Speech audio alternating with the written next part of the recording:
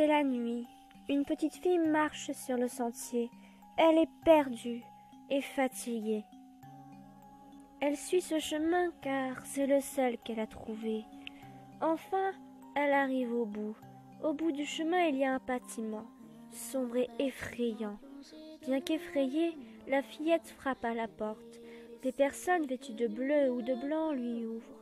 Ces personnes portent d'étranges masques, leur cachant la partie inférieure de leur visage. Quand ils la voient, leur expression semble s'éclairer.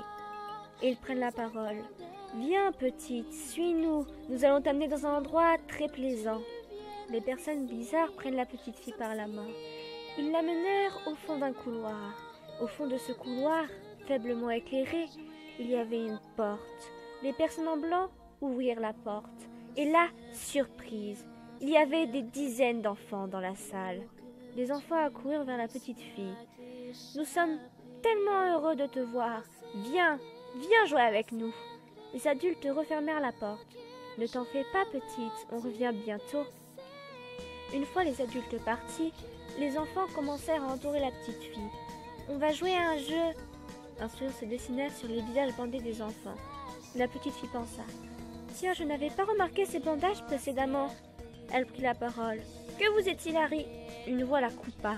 « Encerclé, encerclé, pour que tu ne puisses pas t'échapper. » Une autre voix continua. « Encerclé, encerclé, à quel jeu vas-tu t'essayer ?»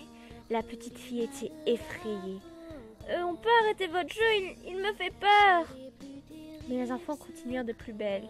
« Avant que le jour se lève, joue pendant que la nuit s'achève. » L'un des enfants finit la comptine de sa voix lugubre.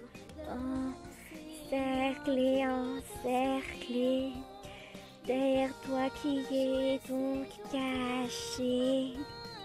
La fillette s'enfuit, terrorisée. La petite reprit le long couloir. Elle était effrayée. Elle entendait les pas des enfants se rapprocher derrière elle. Elle arriva devant une salle. Elle s'y engouffra et se cacha sous la table qui trônait en son centre. Elle attendit de longues minutes dans sa cachette. Soudain, elle entendit des pas et des voix. Mais ces voix n'étaient pas des voix enfantines, c'étaient des voix d'adultes. La lumière s'alluma. Les personnes s'installèrent autour de la table. La petite fille, de peur d'être fâchée, se gravilla plus sous la table. Les adultes commencèrent à discuter entre eux. À ce moment-là, la petite fille entendit quelque chose qu'elle n'aurait jamais dû entendre. La nouvelle recrue nous sera très utile. Elle ne doit pas avoir plus de 7 ou 8 ans. C'est l'âge parfait pour récupérer de bons organes et du bon sang. Oui, les enfants dans cette tranche d'âge sont encore purs. Ils sont parfaits pour façonner notre élixir de jeunesse éternelle. En entendant cette dernière phrase, la fillette ne put retenir un cri de terreur. Les adultes mirent la main sous la table et empoignèrent la petite fille. « Tiens, tiens, il semble qu'une petite fille nous observe. » La fillette aux yeux turquoise était effrayée. N'arriva pas à articuler un mot. « Nous avions conclu que ta mort était pour demain. Nous allons l'avancer un peu, d'accord ?» 2 personnes présentes dans la salle empoignèrent la fillette, tandis que la troisième sortit un couteau de la poche de sa blouse. La fillette, effrayée, réussit à se libérer de la poigne des 2 femmes qui la tenaient. Elle partit en courant vers la porte de la salle, mais elle tomba nez à nez avec les autres enfants. Ceci leur bloqua le passage et l'entourèrent en riant.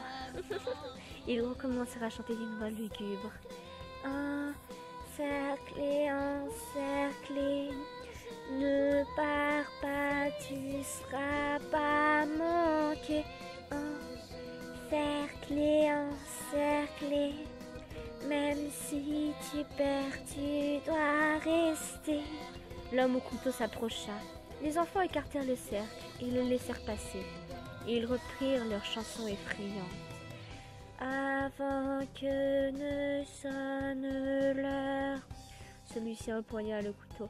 Tranchez leur cou pendant qu'ils pleurent. Cette phrase fut la dernière que la fillette au pyjama bleu entendit. Puis les enfants s'éloignèrent en laissant le corps sans vie de la petite. Après tout, ils la retrouveront bientôt.